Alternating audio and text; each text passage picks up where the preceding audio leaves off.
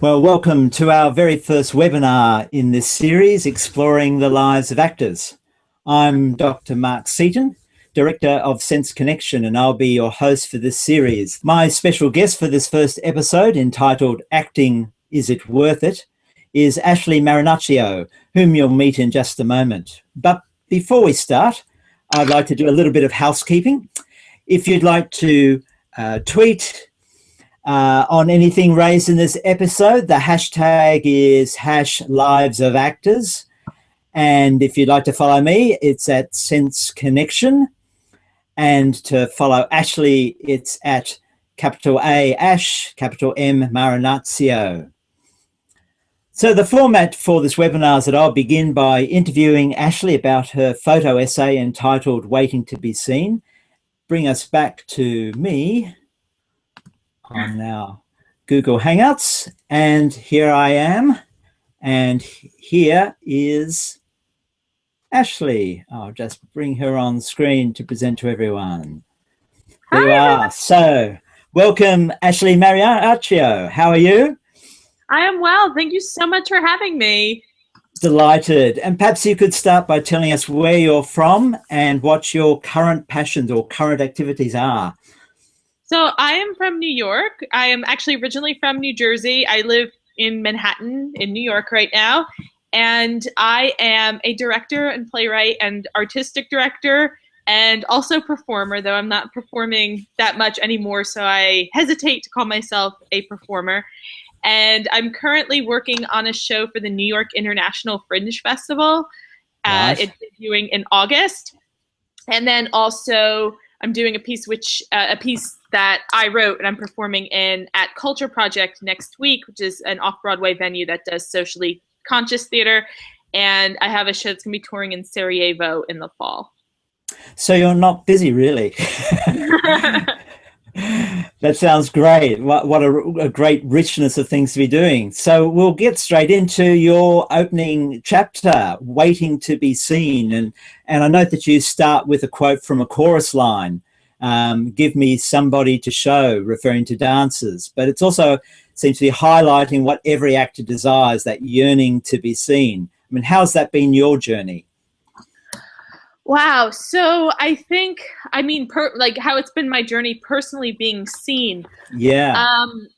Well, I think that some of the term that's used when you start out acting, and I began as an actor. I began actually as a dancer, and then I became an actor, and then through acting, I discovered directing and writing and telling stories that way. But I think it's, for me, it's this larger issue of being seen, being valued. So having your thoughts and your words and, what you have to contribute to the world valued. So that's how I understand being seen. But in the acting world, being seen is a term used to when you go in front of the casting director. So you might go to an open audition. Like, for example, in the essay, Brandon Contreras was at an open audition where there were 200 other actors there, and they have a small window of time, and there's a chance that the actors might not be seen. So if you're not seen if you're not seen by the casting director, then you can send your headshot or drop your headshot off. But it's a term used for whether or not the casting director will see your audition. So I like the way that you identified two values there, both the sense of being valued as being seen, but also just the practicality of being seen. That's and both really go hand in hand, would you say, with the sense of self respect and identity and so on? Yes. Yeah. Yes. Yeah. So what's it like in the US at present for an actor to get work? I mean, what are the kind of statistical realities? Statistically, it's to book a Broadway show or to book a commercial theater or regional theater or something that is paid, it's often more difficult than booking a non-paid work. I'm not sure exactly what the numbers are, but I would say right now the best way to be seen, the best way to have work in New York is to make your own work and to produce your own work. So many actors are getting together and creating shows, putting on shows, raising money, crowdsourcing, crowdfunding shows so that they can have their own work produced and be seen as actors, be seen by the community without having to rely on a casting director or a director or a company to give them jobs. Right. Yeah. So there's a lot of hard work for the individual to really promote themselves. It's pretty crucial these days. It's all about self-promotion and all about your product. So you have to get your product out there. You have to get your name. You have to get your brand out there. Yeah. So in the essay, you also mentioned that many actors have already invested a lot of time and money just to be ready to be seen at a professional level. Would you like to say something about the things that you found as you research the financial investment that it takes to turn a passion into a career? Well, to go to college, to go to university for acting, right now, private universities are anywhere from $50,000 to $70,000 for undergrad. So you have students that are graduating with over $100,000, sometimes up to $200,000 worth of student loan debt when they have theater degrees. And the likelihood of them having jobs right away and getting work right out of school is slim. And it's slim to get work, and then it's slim to get a job that will be able to pay that, to be able to pay those loans back. So many artists are finding themselves in significant financial debt and in financial crises because they can't, the banks are coming to get their loans, to get their, to have them make their payments, and they can't because they're not making money. So a lot of people end up leaving the business before they even start and going back home, living with their parents or living in their hometowns, which is a lot less, which usually is a lot less expensive than New York, and trying to pay off the debt. Yeah. So because I'm not an American, do many people come to New York from other parts of America in the hope to make it in New York? I know people go over to LA for the movie. Is New York the theater place to go?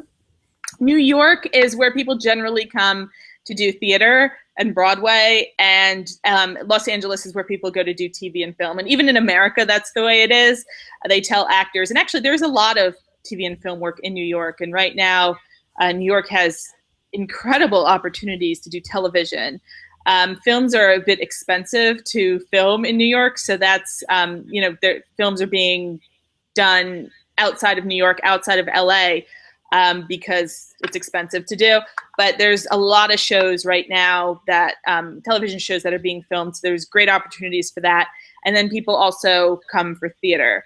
And Los Angeles, I hear that there's not a lot of theater opportunities, or not as many, there's definitely no Broadway opportunities, but not as many commercial opportunities in Los Angeles for theater. Right. Yeah. And this might be a point also to help our non-American viewers with Broadway and off-Broadway and off-Broadway, and the whole question around whether you are a member of the union or not, and having a union card. How does that work, like, practically? Okay, so Broadway is, these are all actually just contracts.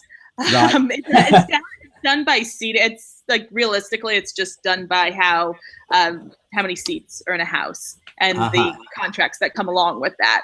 But Broadway is the very large houses. Off-Broadway is the medium-sized houses or medium to small houses that have contracts, equity, and or like union contracts with them. And then indie theater often is non-union or done in a showcase code, which is a cheaper version, a cheaper contract that you can get to use equity actors in your shows without having to have a lot of money to pay them. Right. And sometimes we call off-Broadway or indie theater, independent theater. And that's done. That can be done in any small space, any black box space, sometimes in the streets, sometimes not even in performance spaces at all. Okay. Oh, good. Oh, that's really helpful. Thanks for that, Ashley. Shall we now look to the lives of these four New York-based actors? If I bring up the screen, you might introduce us to each of them. Would that be Absolutely. that? Okay, I'll just bring that up for us. So that's Dominique Fishback, and she is a working actor in TV and film in New York, based in New York. She has a number of TV shows out. Her HBO miniseries, which I think she had just booked at the time that we were doing this, is about to debut in August. It's called Show Me a Hero. Fantastic, and, great. It's got a pretty major role in that. And then she also has an episode of Royal Pains airing soon. That's Brandon Contreras, and he's a wonderful theater actor here, and he does. I believe he just finished a regional production of West Side Story near the Boston area. That is Tiff Roma.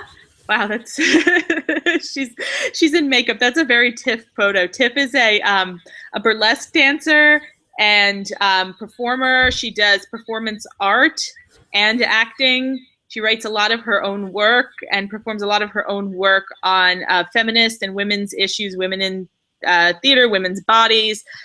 She's also a dancer, and she's been doing some theater work as well.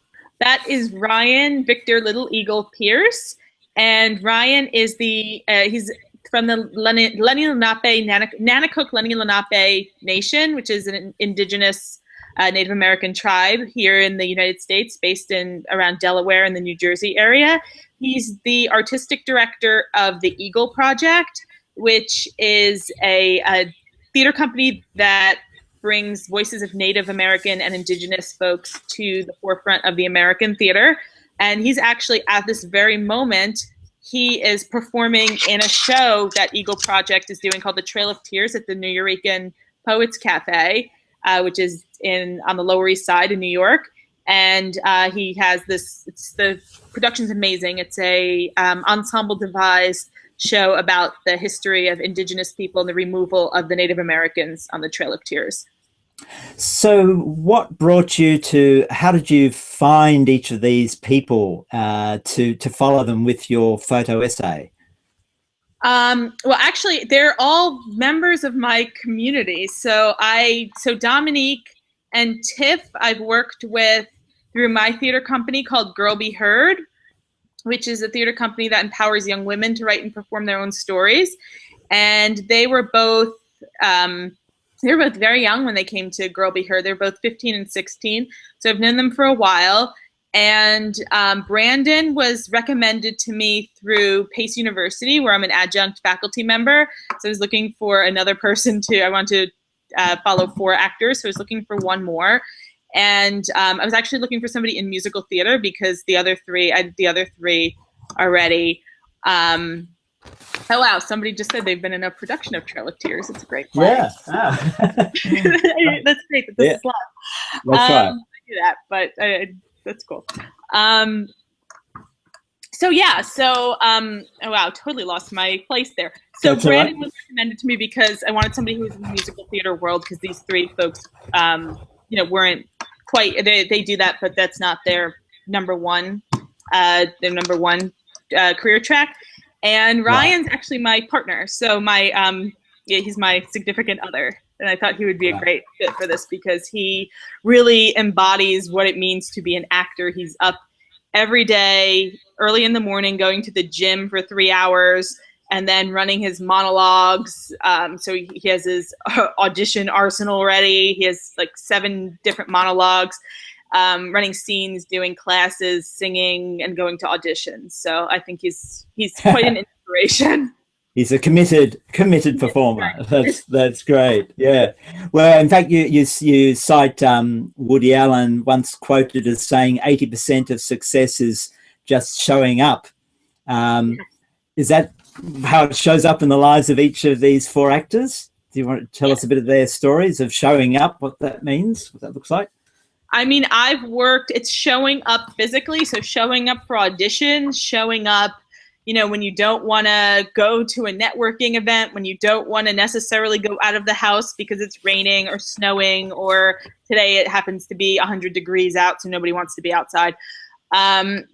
It's showing up physically for auditions when you have the elements not in your favor, and then also being present in the audition room. So, bringing your A game, bringing your best version of yourself. So, with Ryan is constantly working on his craft. So he's able to be present in the room, present in his body, because your body is your instrument, and able to do the work.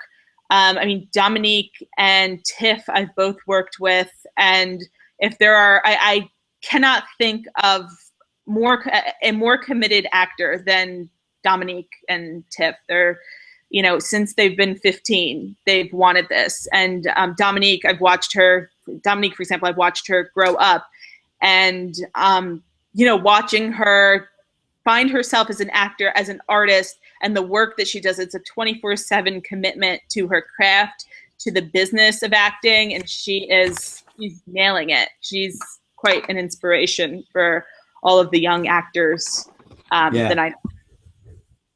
Oh, that's terrific. So shall we look through, because you note that there's some both personal and interpersonal themes that you identify in common across these actors, like in terms of how they are, as you've already said, committed to technique and then preparation and consistency. Shall we show a few more of the photos, and you might talk us through what these things have in mind? And for those of you in the chat, if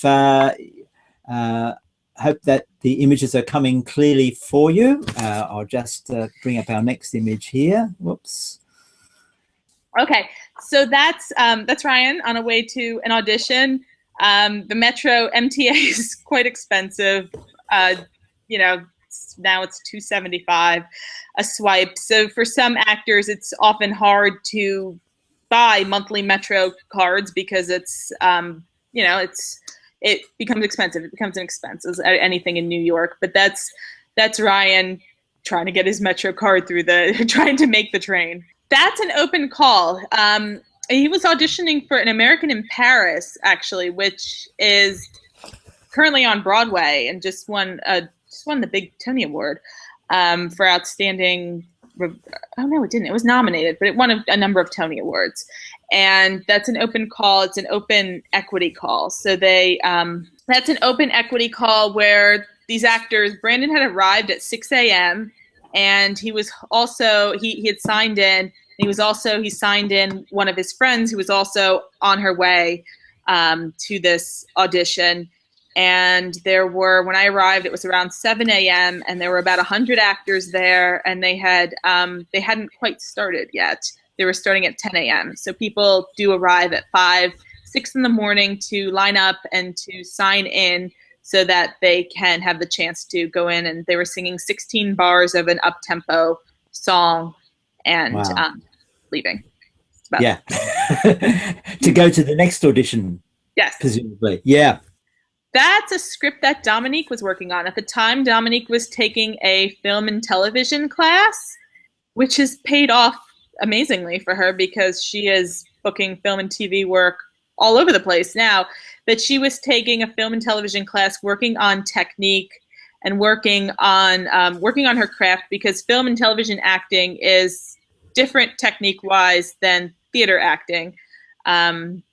So she was building that craft, building that technique so that she can book auditions for TV and film work. Right. You can see her script, actually, she's marked it up. So it's important to mark all of your beats, mark all of the moments. And you can see right there, she's done the work. Yes. And in fact, we love this image so much, as you know, Ashley. It's now has appeared on all the promotions for this webinar series, and also and the publication, which we'll be mentioning more about performance, the lives of actors, at the end of this webinar. So for Ian Maxwell, my co-researcher, myself, this image we felt said it all about the lives of actors. That's awesome. Thank you. Oh yes, so that is Brandon holding up the headshot of one of his best friends, who he had signed in to also be seen at this audition. She was, I believe, I'm not sure exactly where she was, but she was on her way. And there's a code amongst actors that, people sign each other in and hold spots. And then she'll end up returning the favor for him at some point.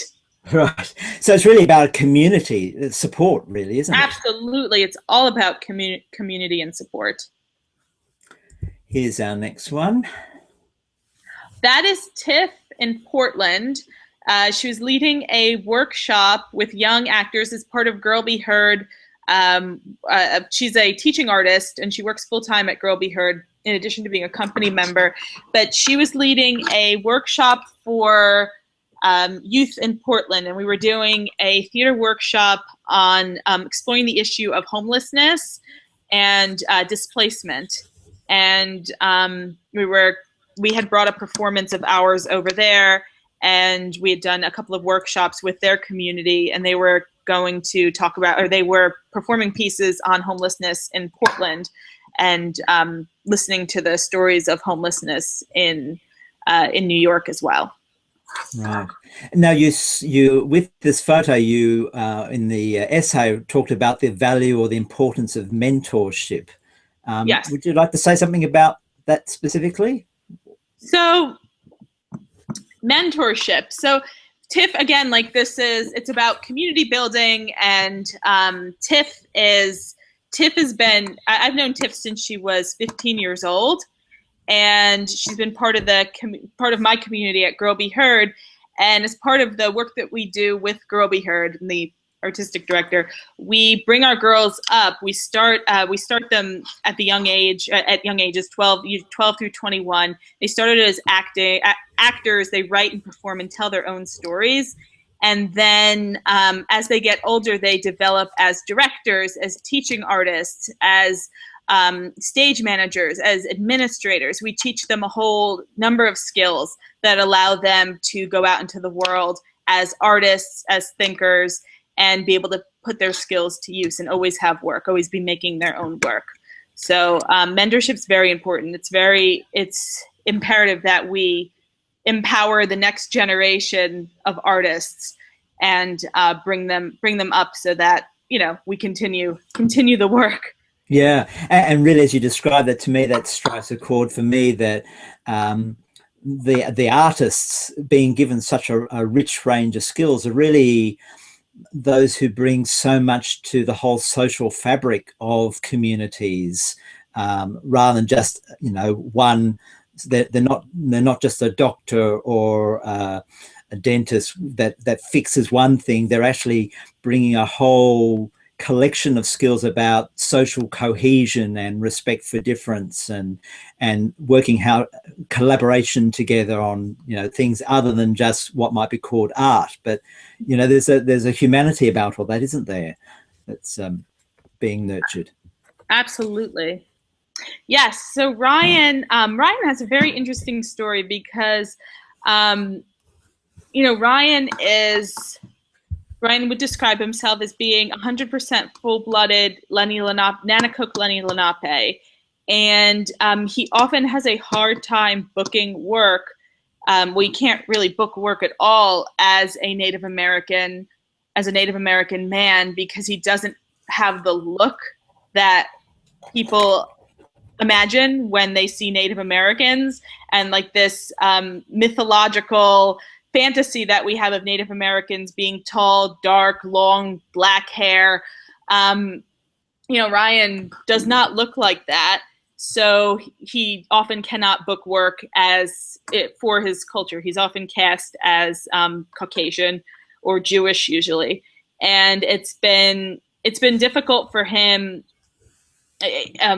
acting wise, because he wants to play Native roles. He wants to embrace his heritage, but he doesn't feel like the industry will allow him to embrace his heritage. So that's why he started the Eagle Project, to bring stories of Native American folks to the center stage and to break the stereotypes that we have of Native American and Indigenous people in the U.S. And to also show that Natives and Indigenous people are still here and still present and still very much part of the fabric of our society, because we also have a mythology that that there are people in the like stuck in history and no longer are with us. Right. Wow, it's a very powerful statement he's making through that work. Yeah, it is. He does incredible work. This was he was being interviewed with the playwright William S. Yellowrobe Jr., who wrote the play Woodbones, which was their premiere production that they did in Midtown, and it was a beautiful, beautiful piece. It's a great play. And this next image is quite powerful. What's the story behind this image? So we were on tour in Portland, and we were trying to get back to New York, and we had a delay. We had a layover in Chicago, but something happened. Actually, I don't remember. It was something catastrophic happened in one of the flight towers. I believe somebody tried to set it on fire, and all of the planes got delayed, and we were grounded for 24 hours in the Chicago O'Hare Airport.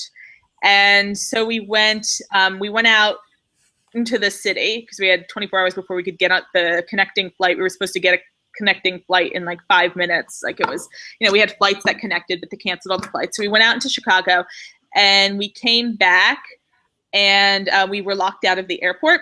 So we had to sleep in wheelchairs and on the floor in the Chicago airport.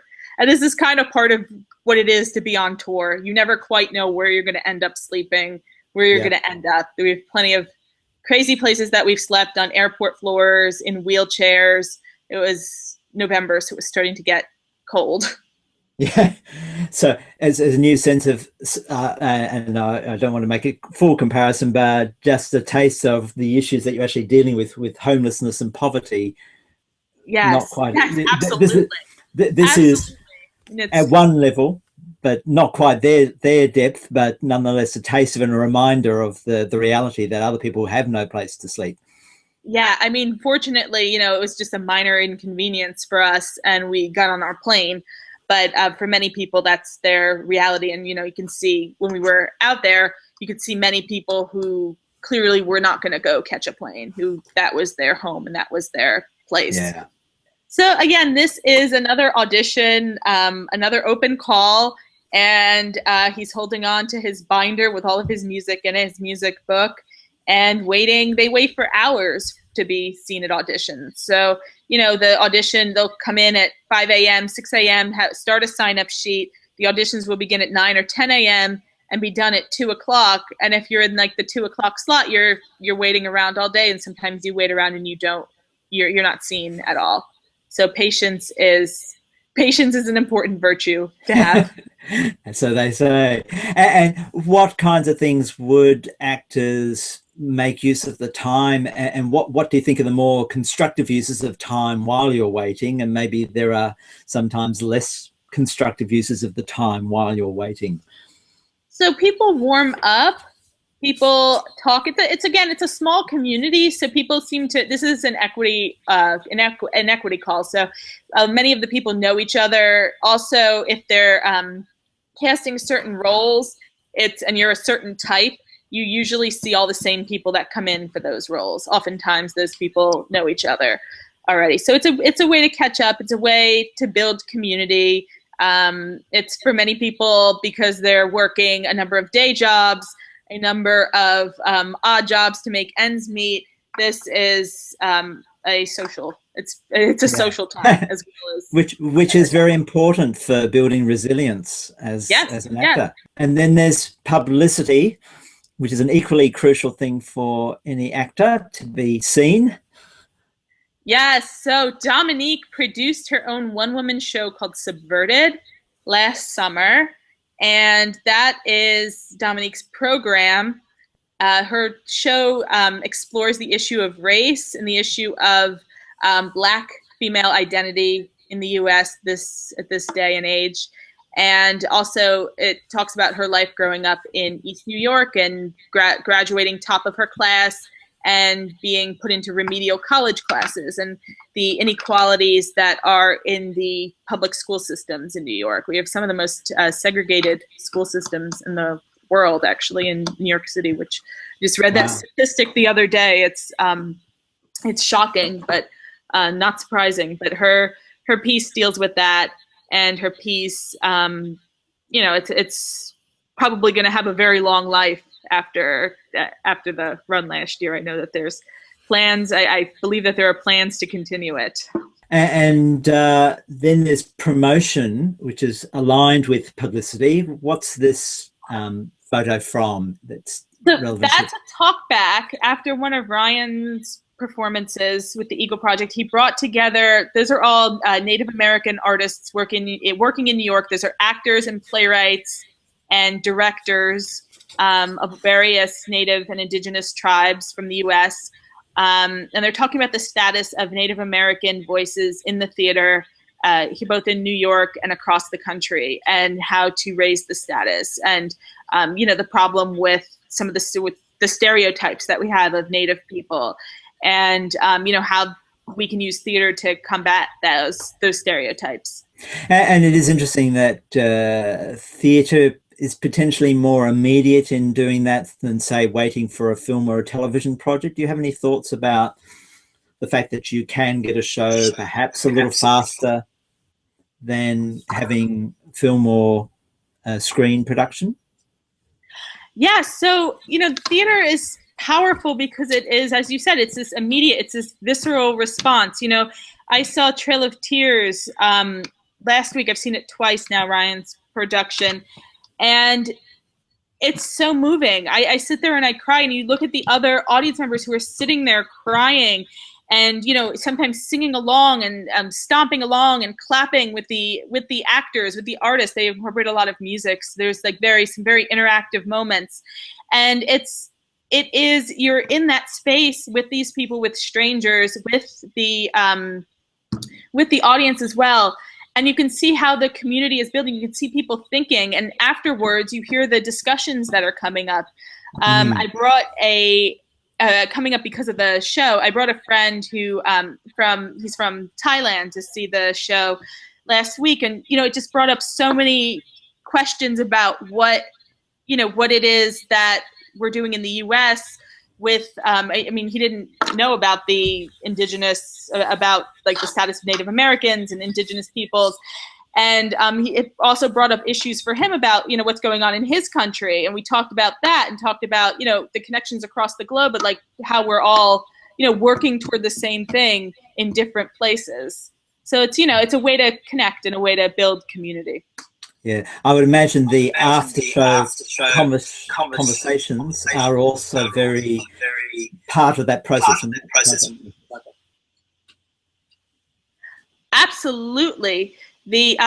For many independent theaters, after the post-show talkbacks with the audience and with the actors, it's basically like the second or third act of a show. Like, they're imperative. That's how you build community. That's how you get people interested in your work. That's how people see the human side of what you're doing, along with your art. They get to like you as a person and get to know you as an actor, as an artist, as a thinker. That's another way for people to connect. That's Ryan in rehearsal for Woodbones. That was the first show that they did. The director, the other actors are in the room. And he's running a scene and he's in a rehearsal room. And that's a production photo from Woodbone. So that scene that you just saw in rehearsal, that is how that scene turned out, with the costumes, with the set, and with the lights. And it's a production photo from Dominique's Subverted one-woman show. And what's this one? This is Dominique in her dressing room right before Subverted. So right before she was about to go on stage. She's looking at her phone and warming up, and she's some water there. So it's her right after she did warm-ups and ready to go out on stage. That's from the workshop of Trail of Tears. So the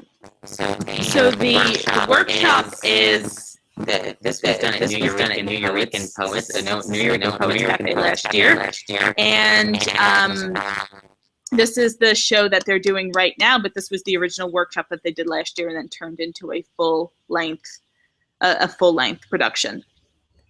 How many people would have been involved in this workshop process?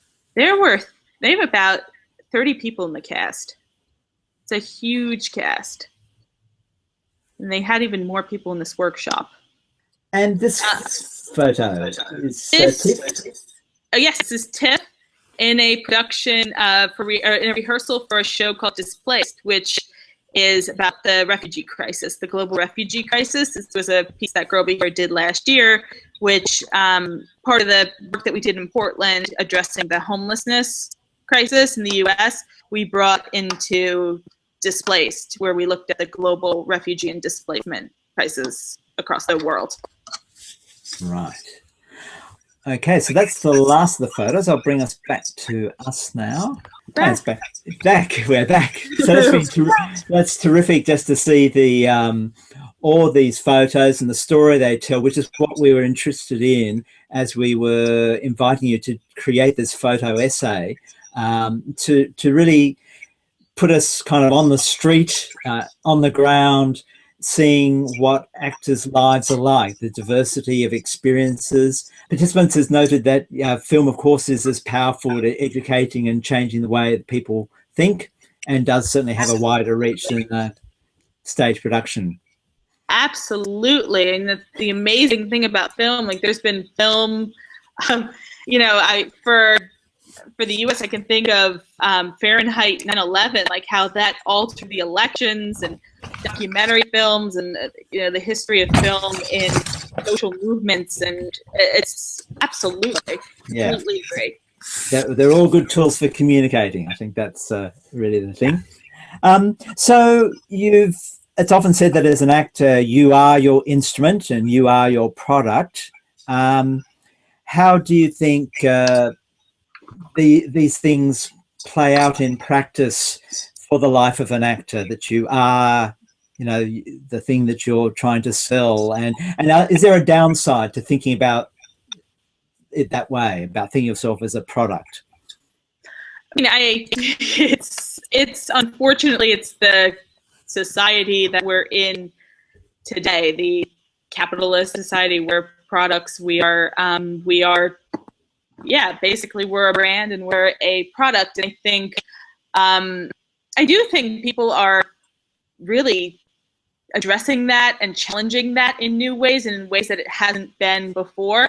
But for many actors, like for example, Ryan, who he's a Native American actor, he wants to book Native American work, the likelihood for him, because he is still part of a marginalized community, is that he will not be booking Native American roles anytime soon in the commercial world, the commercial sense, on TV and film. But he will have that opportunity to do it for himself and to tell his own story and to work within his community. And that's what he's working to change right now, and change the stereotypes that we have, so that we don't have to, that the actors and artists don't have to be just one thing. They can be whoever they are in that moment at that time. Yeah. What I also like about, which I think segues to this question, is that you talk a lot about that, performers love rehearsing and performing. And maybe they enjoy the promotion part as well, but what they really are about is about rehearsing and creating work and performing, because that's the moments when they perhaps feel most like an actor. That's what certainly our survey of Australian actors found, that the stress wasn't necessarily so much a financial one. It was just the lack of the opportunity to be creative and to perform was a major stress factor. Yeah, I agree. And I see, like Brandon, for example, talked about how he loves auditions, because auditions are a chance to perform. Auditions are a small chance to do what he loves to do, to be, to perform for new people and to tell new stories. And so many actors are also embracing auditions as part of a performance opportunity. But also, they're also, instead of waiting for casting directors and directors to give them jobs, they're going out and making their own work, so that they don't have to rely on anybody to give them work. They can always be working on something and always be creating something. Would you think that it's pretty necessary that actors do keep connected to their community, because acting is very much about reacting or responding to other performers, that part of your craft is your ability to respond to others, not just in your own imaginative head perform? Oh, absolutely. Part of some of the many auditions are now moving into doing scene work and doing sides. They're called sides, with two people, so that you can see how people react, how people listen, what happens in the moment, how people respond to something in the moment that happens. And sometimes mistakes, or things that would be called mistakes, or accidents happen, and an actor will respond to that in that moment, and it'll be so interesting and so fun to watch that that actor will get the role just by being present. Again, it's what we talked about before, being present in your body and being present in that space. If something's over rehearsed, then that's not real, that's not active. Which is that final, I think in the conclusion of your essay, you note that there's never a final bow, that people are always looking to the next project, the next possibility. Is there that hunger for more work take away from being able to enjoy the moment of performance? Because if you're always conscious that I can't do this forever, I have to look for the next thing. I think that's very real. I mean, I don't know in the case of these actors, I feel like they would answer that better, but I know that being an artist myself and doing, I've been really fortunate that I've got a chance to direct, and I have a full-time job as an artistic director, and I'm always able to give myself work, paid work. But, you never know. You never know what, when the show will close, or, oh my gosh, the room that I'm in, the lights went out. No, that was very in the moment. It's motion activated. So that's how you get it. You clap on.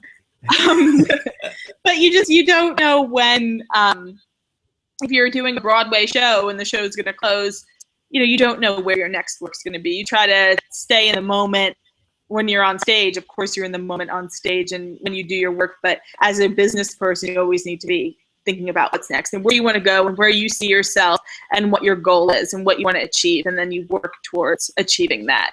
And I think that I know the 4 actors that were in this essay are always thinking about the future and where their ultimate goal is and what they can do, what kind of work they can pick up to get them to that goal on that path.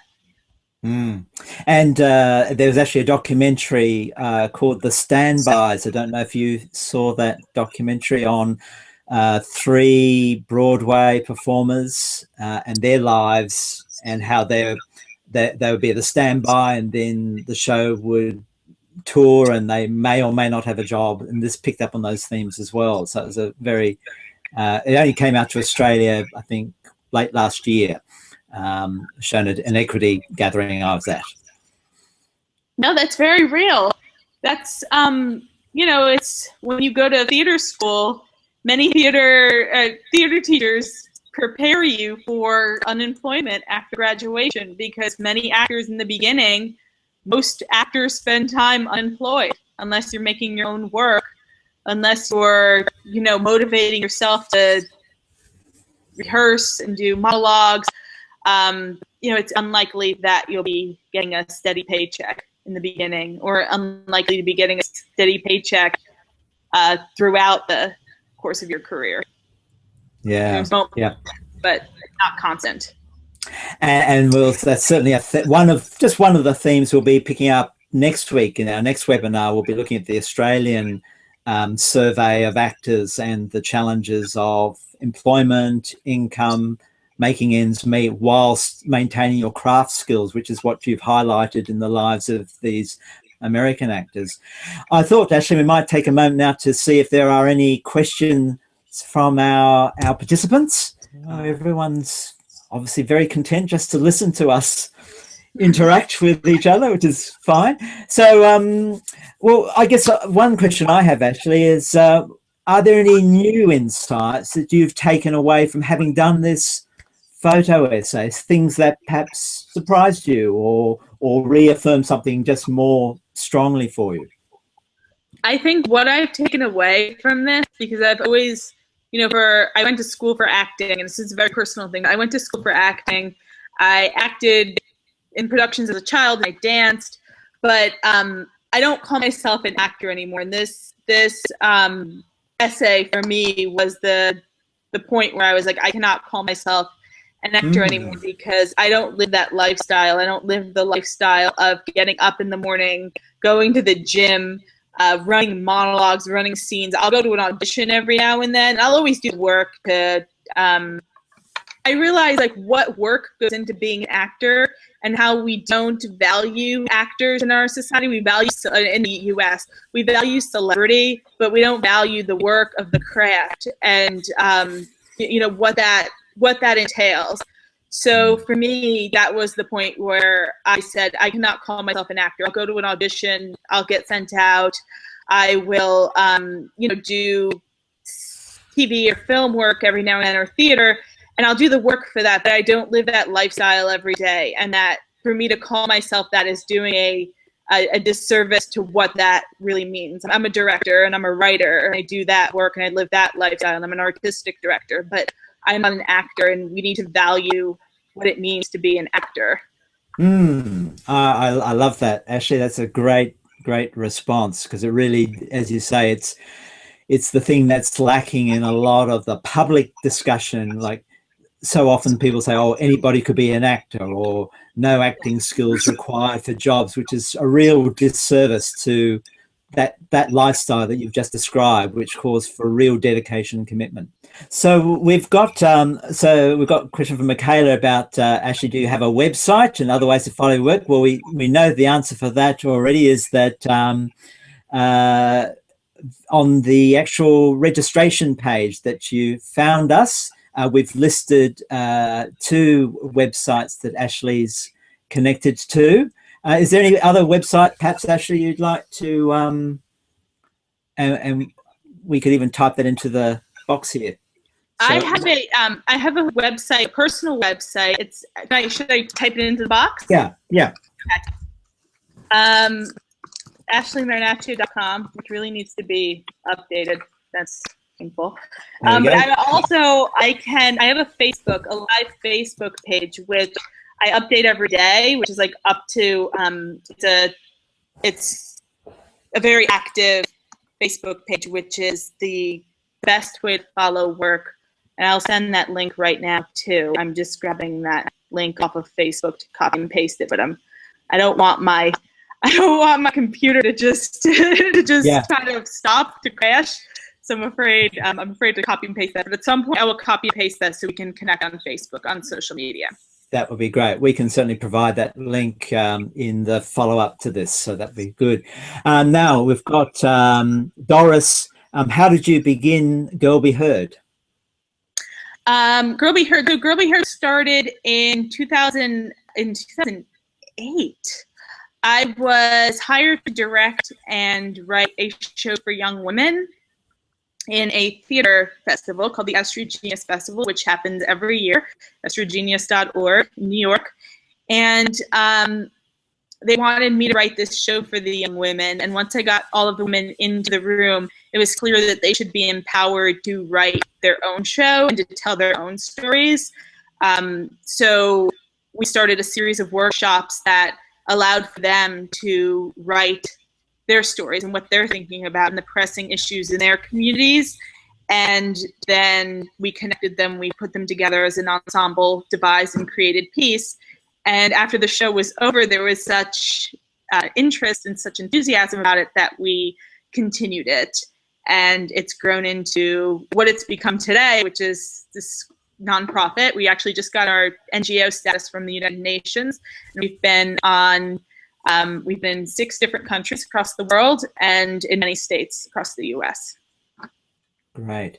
Now, Kathleen asks, noting that you discussed about actors' debt from training and the prospects, and her question really is about what training are actors receiving to be business crafters as well as actor crafters. I think that's a very pertinent point. So are they getting the training in their institutions to be able to create their own work? So I can't speak for everyone's institution because I don't. No. I can't speak for that. But I've had the fortunate privilege of being at Pace University as an adjunct and working in their International Performance Ensemble program, which is a devised theater, primarily a devised theater program. And they're really training their kids to make their own work. They're being trained in the craft of acting, in the craft of directing. They're getting some of the best teachers, but then they're also being trained in how to make your own work, which is really going to serve them after graduation. Really they're being served in ensemble devised techniques, in writing. They know how to write their own stories. They know how to interview. They do documentary theater. They're learning all of these various techniques so that they're well-rounded artists when they graduate. And I know that in America, there's, they usually do it senior year, but I believe that there's, I don't know how they do it at Pace anymore because I teach freshmen and sophomores, so can't speak for Pace. But they usually, in America, they have business of acting classes, which people take their senior year, which trains you for the business. I think in doing this, I've thought that people should be taking that their sophomore year and their freshman year, so that they know what they're getting into before they spend this kind of money on a training degree, because it's a very specific lifestyle. You don't just graduate and get a movie contract. You don't just graduate and get a Broadway show contract. It is work. It is a lot of time being unemployed. It's trying to figure out how to pay off your student loans. All of these things are very real, and people are graduating. And see, Kathleen is going to talk more about debt, which is really important. People are graduating with $250,000 worth of debt for undergraduate training programs, which is unbelievable. And if you're not, first of all, there's no job in the world unless if you book $1 million movie, but there aren't a lot of jobs that can help you pay that kind of money back. So it's a very big problem that we're faced with now, and people are beginning to talk about it. I don't necessarily have the answers for how it's going to pan out, because I'm one of those people who is in a lot of debt from undergraduate training programs, and I've been fortunate that I've been working. So I'm one of the fortunate few that also been able to work through it. But yeah, it's real. It's a very real problem, and it's something that people are beginning to address. Yeah, there's so much more I could ask you about that, but let's see some more questions here.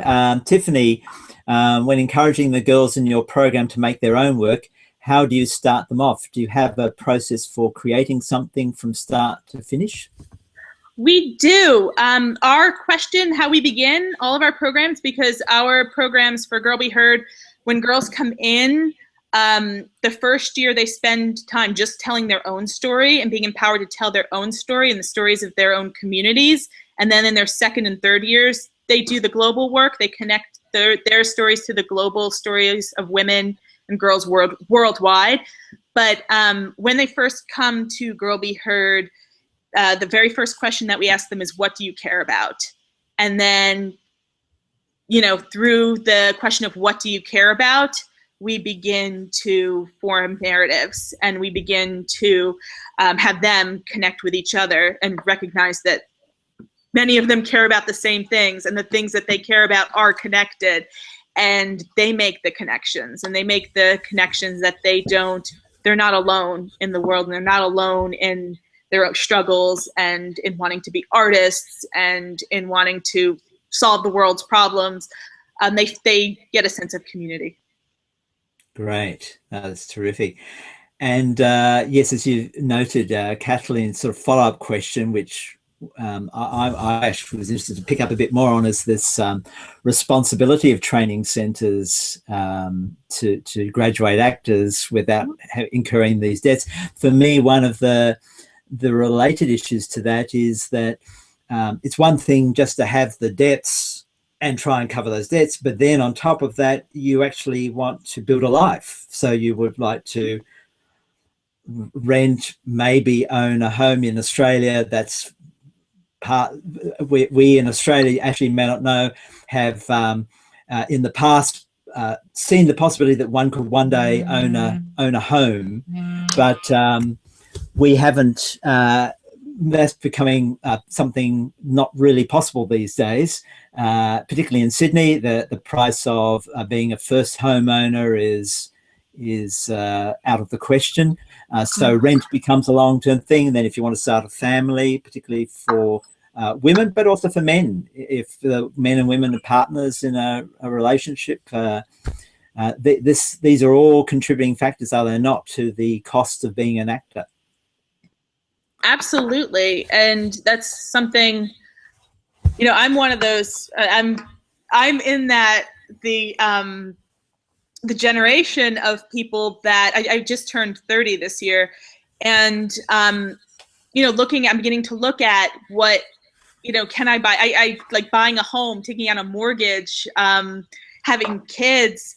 Like, that's not really an option for me because of the debt that I have from school. And, it wasn't, and I'm fortunate that I got to go to school and I get to work, and I've been a lot more fortunate than many of my peers that went through the same training program that, can't pay the debt off, so they go home to try to work it off. But, it's holding back a generation of artists. It's holding back a generation of thinkers and creators, and who knows, the next Pulitzer Prize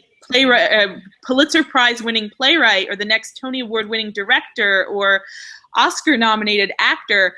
We could be losing them because of the amount of money. First of all, many people can't afford to come to training programs, and then second of all, the people who just can't do it because they have to pay off college.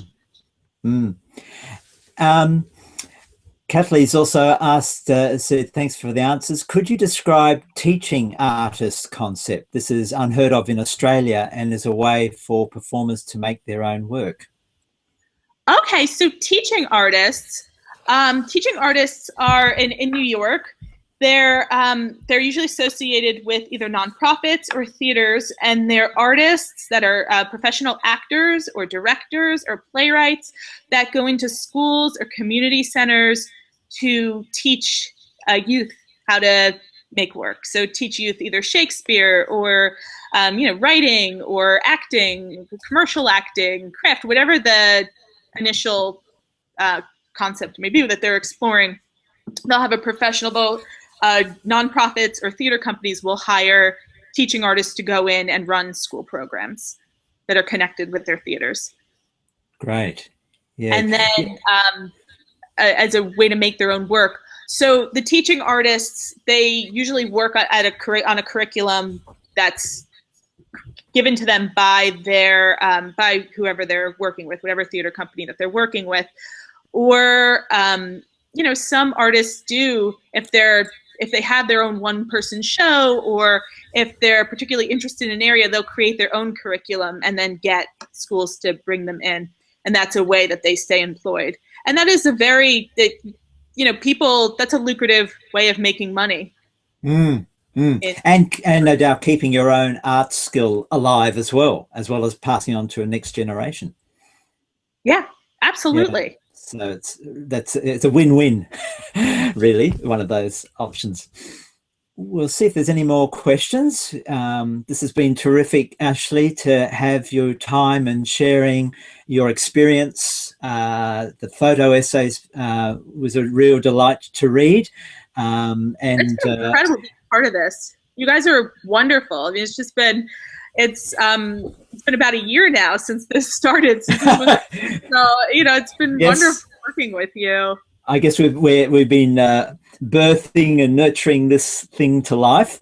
So this might be if we don't seem to have any questions at this point, I might now take this opportunity to let people know about the this publication. Oh, we've got some comments here, so we'll read those. training in the US needs to be more affordable. It is in other developed countries in the world, including Australia, whose system of paying back these smaller amounts is based on a percentage of what you earn. Second, financial, not just business training is imperative. Yes, I think that's Absolutely. A very good comment. Yeah. And actually, Michaela, I think, yes, you've brought out, it's not just about how to create the work, but how to create the business structure to support the ongoing creation of work is a very important skill set. And in fact, is one of the things that we'll be picking up next week, and I'm sure in weeks to come, around the Australian survey of actors and the strengths or weaknesses of training institutions to give people that business skill set, not just the ability to create work, but to maintain the business to support that work. Another comment here. Oh, yes. I have a link real quick to the social media page. I copy and paste. My computer's behaving, so I share that. I would love to connect with everyone that's on here and stay in touch. Yep. And Michaela also noted learning to budget, save, invest, expenditure versus income, balancing side work, etc. Absolutely. Actually, that Michaela, you've stimulated another question for me. I'd be interested in Ashley's comments. The role of actors' unions in nurturing this business savviness, shall we call it? Do you think they have a role or could have more of a role? Is it just the unions? Are there other actor associations you think could have a role in supporting this if we're seeing that perhaps the acting schools aren't necessarily picking this up? So the unions do have, I've seen, there are many nonprofits and some union workshops where they have, financial training and budgeting and, how to balance checkbooks and accounting, that those kinds of work, and they do amazing jobs. The thing is, most actors in New York are non-union. So the numbers that I cited in the essay that I wrote were the union numbers, which there are insane amounts of people who are actors in the union, but then that doesn't count for all of the non-union actors. And that's I don't know if there are numbers for how many people identify as actors who are not part of the union. But there are, for example, the Field and Lower Manhattan Cultural Council does a financial actors boot camp each year. And they take people in on lottery. So you apply and then they pull people from the lottery to be part of it. And they'll do 1 year or 1 week. It's a 6-week course, and they'll do anything from banking to how to get a mortgage to how to pay off loans to credit card debt. So they take different subjects each week. And there is a movement within the community to address this. And it is it's become a big enough problem that people are talking about it. That's great. I hope we, through this process, these webinars can be part of that, nurturing that conversation as well on the lives and well-being of actors, because that's a part of it, is it not? Yeah, absolutely. Yeah, and I was amused that you mentioned they use a lottery. I kind of think the acting lifestyle is a lottery. It's all a lottery. At times, how pertinent that might be. Yeah, look, I think I was going to say from my research into this issue, the Actors Fund, which I think is based in New York, also run strategic programs around what they call portfolio careers, where you strategically use your skill set to manage a range of jobs, including your acting jobs, but other jobs that honor your particular skill set, your creativity, and so on, rather than just doing dishes or bars or whatever. Not that there's anything wrong with doing dishes or bars; that can be good for the soul, but those other skills to do it. And we've got another comment from Kathleen here. The dance and elite sports community. This type of work, yes, especially as workers finish their careers early, yes, of course, that because the retirement age for dancers and elite sports people, they actually have to transition out of an active craft into ancillary careers. And so there's a whole transitional challenge that particularly impacts the dance world and the elite world. Yeah. Got a question. Are there also courses given in sourcing money in order to create work, like identifying subsidies, etc.? That's a good question. Anything that you're aware of in your part of the world? Yeah, grants or other ways of sourcing, maybe crowdfunding, because that now is a new, yeah. They pop up all the time. I don't know of a particular place that does it, but I do see on listservs, on actors' listservs, there are courses on how to run a successful crowdfunding campaign, how to run a successful social media campaign, and then also grant makers like Lower Manhattan Cultural Council or Brooklyn Arts Council or Queens Cultural Council. There's the borough cultural councils that give out money for artists. They'll run workshops in how to successfully apply for the grants. So this might be a good time as we're coming. I kind of want to keep us pretty much to schedule. It's fantastic for our participants to offer both opinions, differing views, as well as questions to us. Just before we sign off, let me bring up on the big screen, if I can do this again. Now I'm getting more the hang of my technology. Introduce you to, this is the publication that you've heard us mention a few times. This is about performance, the lives of actors. And you'll see the, after the introduction there, the second article is the photo essay, Waiting to be Seen, by Ashley Marinaccio. And then there's a list of many other articles, Feudal Positions and the Pathology of Contentment by Terence Crawford, Being Inside the Story, which is about flow and acting, the Australian Actors' Wellbeing Study, the Academic Lives of Student Actors, The Body That Fits the Bill, Mourning Becomes Catharsis, looking at some of the impacts of trauma on acting, The Monster Under the Bed, also looking at that, and then looking at the maturity of actors who are in it for the long haul, so Dropping Apart and Portraits of Actors. So a wealth of material there, and I'm just going to stop showing that for a moment so I can bring up some details of where you can place an advanced order if you're interested in that resource. You can purchase either a PDF or a hard copy at $40 Australian. So will be next week. The topic is the lives of actors. How healthy are actors? And we'll be looking at actors who are both healthy and those actors who sometimes, sadly, are less than healthy. So we're not just looking at the dark side of acting, but also the light side, when it's really working, when people are really enjoying the sense of being an actor, of having strong, healthy relationships and so on, but also looking at the times when there's a bit of stress and there's a bit of angst, and maybe people aren't seeing a doctor or health professional as early as perhaps they should have. So feel welcome to register there now. They'll take you to a separate page where you can register for next week. It'll be noted at a different time because as I seek to interview each of the contributors to these papers, they all are in different time zones. So next week it'll be here Australian time, top of my memory, I think at 2 o'clock.